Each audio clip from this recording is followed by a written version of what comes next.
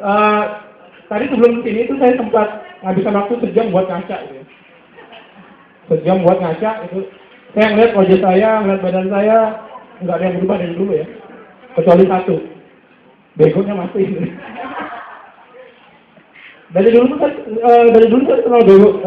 Dari dulu saya kenal bego gitu ya. Mulai dari SD, SMP, SMA, kuliah juga begitu. Makanya sering dibego-begoin. Nah dari juga saya kesini, saya kan dari Twitter ya. Tema malam ini pendidikan. Saya kira waktu saya kesini tuh saya datangin sekolahan gitu ya. Kan bahas masalah pendidikan ya. Saya kira saya kesini tuh bahas masalah. Saya datang ke tempat sekolahan gitu. Sebenarnya enggak. Saya datang ke kandangnya anjing. Soalnya di sini ngomong anjing, di sini ngomong anjing gitu. Untung nggak ada yang ngomong kucing gitu ya. Kalau ada yang ngomong kucing lain gitu ya. Anjing sama kucing gitu. Saya pas maju ke sini, saya yakin banget gitu ya. Saya yakin banget bahwa ketika saya maju ke sini, saya akan jadi orang yang terkenal. Betul nih, tunggu. Saya akan jadi orang yang terkenal gitu. Karena apa? Karena kalian sudah tahu nama saya Herman. Dan saya tidak tahu nama kalian siapa gitu ya. Ayo coba, nama kalian siapa? Siapa coba? Kalian aja nggak tahu, apalagi saya gitu ya. Makanya saya akan terkenal. Lebih terkenal daripada kalian yang mau duduk-duduk aja di situ gitu.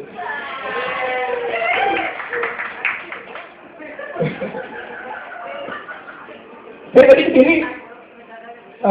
tadi kesini berpikiran bahwa saya ketemu dengan orang-orang yang top banget. Ya itu yang benar ya, ketemu dengan orang-orang yang hebat gitu ya. Anak-anak muda yang mulai menghidupkan stand up comedy di Samarinda. Tapi ketika saya datang ke sini, saya merasa saya orang yang berwajah tua gitu. Buktinya tadi waktu kenalan saya dipanggil Pak. Umur saya masih 26 tahun. Tapi saya sering dipanggil Pak. Tapi wajar ya. Nggak cuma di sini gitu ya. Di tempat lain juga saya dipanggil Pak. Ada yang manggil saya Om. Yang belum itu manggil saya kakek gitu. Kalau kita ngomongin masalah pendidikan, sebenarnya saya ini terlalu bego untuk ngomongin masalah pendidikan ya. Ini materi yang terlalu berat banget buat saya gitu. Saya baru nyiapin materi dari siang. Saya cek di Google. Ternyata materinya yang basi-basi gitu ya, masalah masalah kurikulum yang selalu berganti-ganti sesuai dengan menterinya gitu ya. Itu semua basi gitu ya. Maka saya memutuskan untuk nggak ngambil materi itu gitu. Karena kalau saya buat materi itu, saya khawatirnya sama gitu. Materinya sama. Nanti saya bahas masalah betul ada bahas masalah kan nggak asik gitu ya. Makanya saya coba cari materi yang lain. Misalnya pengalaman saya waktu sekolah dulu. Kalau misalnya berbicara masalah pendidikan ini, saya kurang tahu tentang pendidikan di negeri ini ya. Sangat-sangat minim pengetahuan tentang pendidikan di negeri ini. Saya dulu sekolah di negeri ini itu cuma SD. Gitu. Setelah SD saya sekolah di luar negeri gitu ya. Saya sekolah di swasta. Mulai dari SMP sampai perguruan tinggi saya di swasta gitu. Jadi saya dari negeri ini gitu. Makanya saya punya nggak tahu tentang pendidikan di negeri ini gitu. Cuma kalau misalnya punya pengalaman sekolah, dulu ketika saya masuk SMU ya, saya SMU itu swasta ya. Mungkin di sini ada yang sekolah SD-nya swasta deh, SD Muhammadiyah itu swasta gitu ya. Saya SMU-nya yang swasta gitu ya. Waktu masuk SMU swasta, sekolah negeri sama sekolah swasta itu sebenarnya sama aja gitu ya. Nggak ada bedanya kan? Betul nggak? Betul ya. Pada saat masuk sekolah SMU gitu ya, kita itu dihadapkan dengan kalau negeri ya biasanya ada tes untuk masuk sekolah SMU ya. Ada tes untuk masuk, terus kalau nggak tes masuk ada penilaian lewat ijazah gitu ya. Kalau nilai ijazahnya rata-rata segini kamu boleh masuk gitu ya. Kalau nggak sesuai kamu diusir gitu. Nah kalau di swasta juga sama sebenarnya. Cuma swasta itu lebih toleran ya. Kalau di sekolah negeri misalnya, pas kalian itu ikut tes nggak lulus, disuruh cari sekolah lain. Sekolah negeri juga paling tutup, swasta itu swasta gitu ya. Kalau swasta itu enggak. Swasta itu kalau kalian ikut tes, misalnya ada tesnya gitu ya. Kalau kalian ikut tes, lulus nggak lulus itu tetap ditampung gitu ya. Tetap ditampung gitu ya. Bahkan kalau misalnya kelasnya nggak cukup, kelasnya sudah penuh besar-besaran gitu ya, itu kan masih bisa ditampung.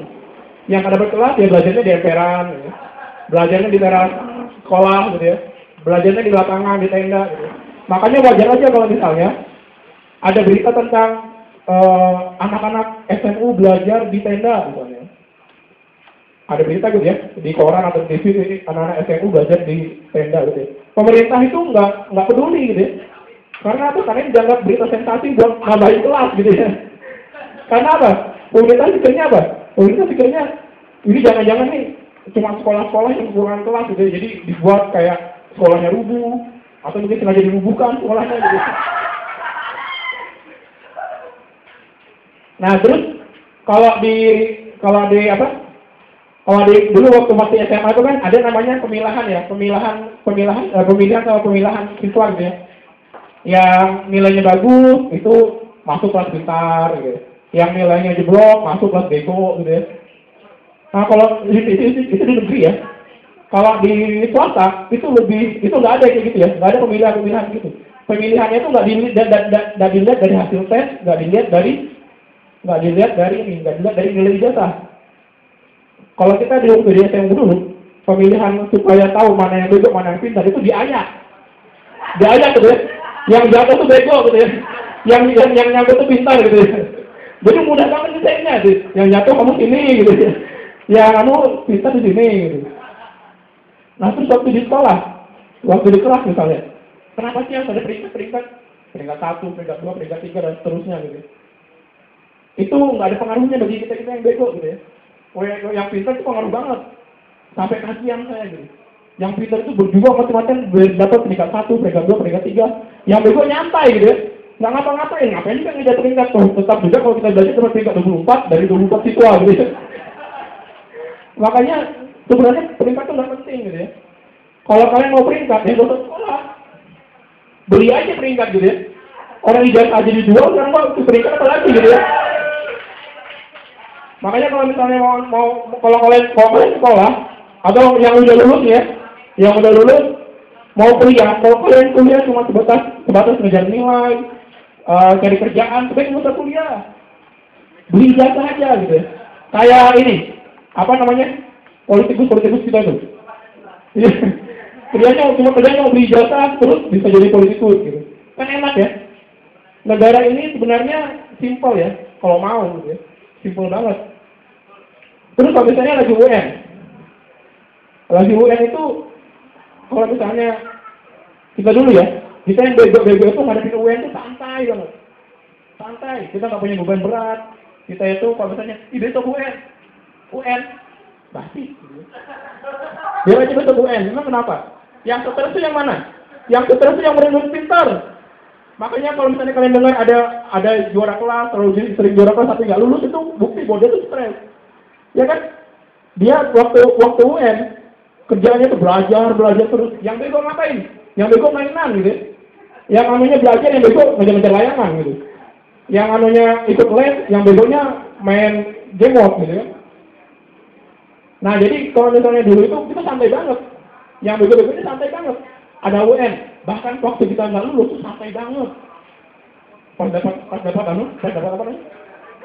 dapat amplop, bukan kita pakai amplop ya, karena zaman kita dulu tuh HP mahal banget gitu. Gurunya aja nggak punya HP gitu. Nah waktu itu kan pakai amplop, pas buka, wah lulus. Yang pintar nggak lulus, bunuh diri gitu. Yang bego nggak lulus, santai aja gitu. Hidup masih panjang, biarpun nggak lulus gitu ya. Ngapain bunuh diri? Yang bunuh diri itu orang-orang yang pintar gitu ya. Jadi ketika dia tahu nggak lulus, ya cara satunya supaya tetap disebut pintar apa? Bunuh diri. Bego banget gitu ya.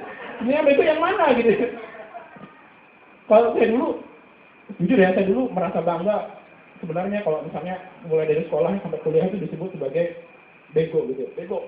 Kamu nih mahasiswa bego, kamu siswa bego, bangga banget. Jujur ini, sungguh, bangga banget. Tahu nggak kenapa? Karena saya nggak pernah jadi inceran guru. Guru nggak pernah mempermasalahin kalau nilai saya 0. Coba yang pintar-pintar, nilainya 0, dimarahin sama gurunya gitu. Yang bego biasa aja gitu. Yang bego, kamu bego ya? Iya, nilai kamu 0. Nggak apa-apa, pulang aja gitu. Yang pintar. Yang pintar, kalau bisa dapat nilai 0, disuruh les. Gak boleh pulang dari sekolahan, kalau nggak dapat nilai 100 gitu ya. Kalau kita dari dulu santai banget gitu ya. Bahkan waktu kita kuliah gitu ya. Kuliah itu saya kuliah juga di swasta. Saya ambil jurusan ekonomi. Gini-gini, biar mau saya bego, saya mantan mahasiswa ekonomi gitu ya. Waktu saya kuliah di ekonomi, seleksinya sama kayak waktu di SMU, diayak. Tetap aja saya jatuh gitu ya. Itu saya suka banget. Yang pintar-pintar diputuskan yang nyangkut-nyangkut gitu. Jadi waktu saya kuliah dulu, karena saya kuliah di jurusan ekonomi ya, waktu saya kuliah di jurusan ekonomi itu nggak enaknya apa? Ada dosen yang mengaplikasikan ilmu ekonominya pada mahasiswa. Ini nggak enak banget. Yang jurusan ekonomi, hati-hati ya ketemu dosen kayak gini. Biasanya kalau dosen jurusan ekonomi itu, dia selalu pas akhir semester ya, sudah ikut ujian akhir semester itu, dia selalu masuk ke ruangan, ya rekan-rekan mahasiswa, saya akan menawarkan paket kepada Anda. Nah, paket apa Pak? Ini paket nilai A 100.000 maksudnya, nilai B 75.000, nilai C 50.000. Kalian tinggal pilih mau paket yang mana gitu. Ini menunjang masa depan kalian gitu. Terus kita yang nggak punya duit gimana? Kita yang nggak punya duit, datang dosennya, Pak, maaf Pak, kita nggak punya duit untuk beli paket A, B atau C. Ya sudah, saya kasih kamu paket yang gratis. Paket apa Pak? Paket B sama E, nilai deportasi sama nilai eliminasi. Tinggal pilih yang mana? Itu saya gratiskan, nilai ta'ala saya gratifikasi gitu. Itu nggak enak banget itu kalau ketemu dosen kayak gitu. Terus yang nggak enaknya lagi, sistem pendidikan kita itu, kenapa sih harus ketika lulusan itu harus dirayakan? Kuliah misalnya. Ada yang sudah belum? Sudah, saya ya. Yang wisuda itu, kalian tahu nggak waktu saya wisuda itu? Saya harus bayar 2 juta untuk prosesi wisuda. 2 juta, mahal banget. Padahal prosesinya gimana? Mendatangi doang. Dari kanan ke kiri.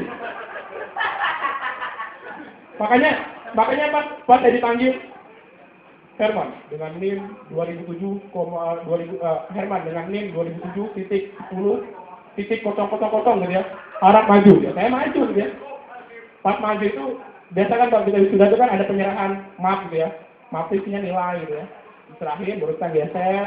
Ini biasanya di sini direkturnya gitu ya, direkturnya itu udah tahu gitu kan, pas dia megang tali, pas dia pindah ke kanan saya bilang 2 juta Pak, 2 juta Pak, udah lagi 2 juta Pak.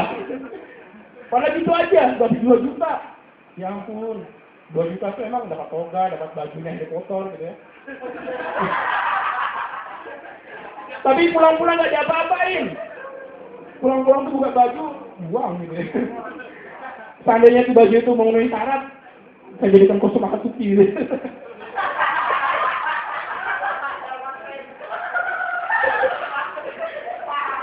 Cuma sayangnya gak memenuhi syarat. Soalnya nggak ada kerannya gitu. Saya mau jadi Harry Potter aja gila-gila. Mas gila? Hah? Saya gila. Kayaknya iya sih. Itu masalah pendidikan ya, sebenarnya pendidikan Indonesia ini parah banget. Kalau kita mau ngomongin masalah UN, siapa sih yang nyurusan UN itu? Menteri Pendidikan ya. Itu Menteri Pendidikan tuh nggak pernah ikut UN, makanya dia nyuruh siswa ikut UN. Dia nggak pernah ngerasain ikut UN. Gimana sulitnya ikut UN? Saya ikut UN sejak SD sampai SMU. Itu ikut UN. Menterinya nggak pernah ikut UN. Coba seandainya MNU itu ikut UN, paling dia 3 tahun baru lulus. 3 tahun di kelas 3 ikut UN pertama gagal. Ikut UN kedua gagal, ikut UN ketiga gagal ya. Ya, ada apa kasihan gitu, luluskan aja. Itu menterinya tuh nggak pernah ikut UN. Makanya dia nggak pernah ngerasain gimana galaunya kita. Galau kan ikut UN kan? Galau. Tapi saya juga bersyukur ada UN. Karena UN itu mengingatkan saya pada Tuhan. Coba kalian UN. Yang pasti yang UN itu paling pasti sebelum UN tuh kalian pasti rajin sholat gitu ya supaya lulus. Ya kan? Oh saya bisa UN, sholat. Bahkan yang nggak pernah sholat tahajud, bangun sholat tahajud. Kalau misalnya nggak sempat sholat tahajud, dijamin sama sholat subuh. Kalau misalnya nggak sempat sholat subuh, nggak sempat sholat tahajud, dirasain sama sholat duha. Nggak enak banget gitu ya. Makanya UN ini menggelisahkan tuh. Tapi untungnya zaman dulu nggak ada UN ya. Zaman dulu ketika masih ada raja-raja kita tuh nggak pernah UN. Coba bayangin ya, kalau zaman dulu tuh ada UN ya. Zaman dulu, waktu nama kita belum Indonesia, kita masih Nusantara. Ada UN itu gimana gitu ya? Pasti nggak ada yang pernah mau ngambil proyek UN. Kenapa coba? Siapa yang ngambil proyek UN pada saat zaman-zaman dulu itu? Nggak ada kertas. Orang rajanya dia nulis prasasti gitu ya. Dia nulis aja di batu gitu ya. Gimana cara yang megang proyek UN gitu ya?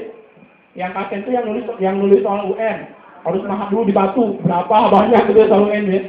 Yang lebih menyakitkan lagi kalau misalnya yang gandain. Yang gandain berapa? Ada 3.000, ada 30.000 orang ikut UN. Prasasinya satu-satu gitu ya. Prasasti itu dikirimkan lagi gitu ya. Itu nggak enaknya ya. Makanya zaman dulu nggak ada UN. Zaman ada UN itu semenjak ada kertas gitu ya. Menteri pendidikan kita kenapa nggak pernah ikut UN? Di zamannya dia nggak ada kertas.